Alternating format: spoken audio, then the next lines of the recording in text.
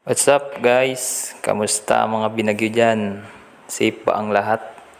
Kakaligo ko lang dyan kasi lalabas ako ngayon kasi tataya nga ako ng loto. Swerte daw kasing tumaya kapag may bagyo. Sana nga pala rin. Yo guys, samahan nyo ako. Sisilipin ko nga pala muna yung labas. Baka kasi sobrang lakas maliit lang yung payong na gagamitin ko. Ito nga pala guys, so medyo paambun-ambun lang dito sa taas namin. So kain-kain lumabas. Yan o. Hindi tumitila pero wala naman baha dito sa may part namin. So mas mabuti na rin kasi na nag-iingat. Palabas na nga pala ako dito ng gate namin. Umaambon pa rin tapos sobrang lakas ng hangin.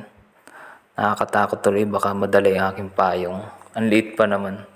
Yan guys, medyo mahina na kaya ngayon lang ako nakalabas.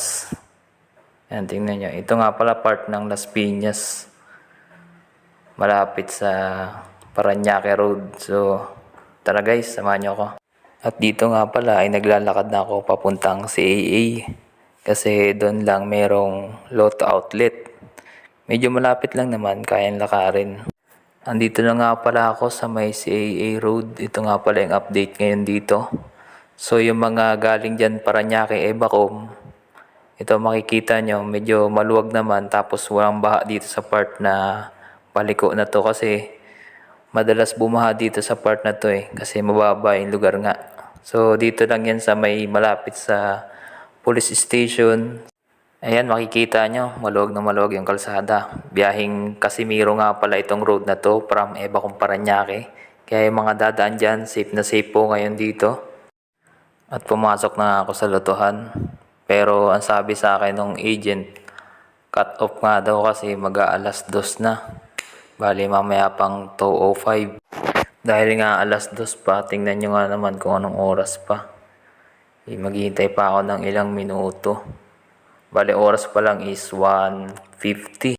Habang nakapila nga ako dito at naghahantay ng oras ay nagalit sa akin yung matanda kasi hawak ko daw yung payong niya.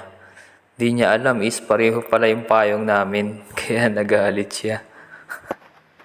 Kaya ang ginawa ko, tumambay na lang ako dito sa may katabing shawarma kasi nag-iingay nga siya doon. Matanda na kasi kaya yun, unawain na lang guys. 2,000 years later. At sa wakas, nakataya na nga pala ako. Kaso nung pauwi na ako, biglang bumuhos ng malakas yung ulan. May hirapan akong umuwi nito. Tas lumalakas din yung hangin.